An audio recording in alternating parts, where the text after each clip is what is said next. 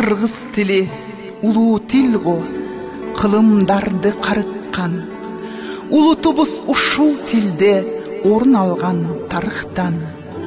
Эң зор эпос манастыда сактап келген ушул тил, жазбаса да оозму ооз айтып келген байыртан.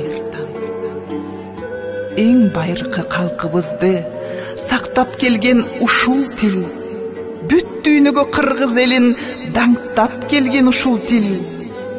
Укумдардан тукумдарга салт санааны мурасты төкпөй, чачпай, бүлүндүрбөй барктап берген ушул тил. Ата бабам азбектеген адилеттүү улуу тил.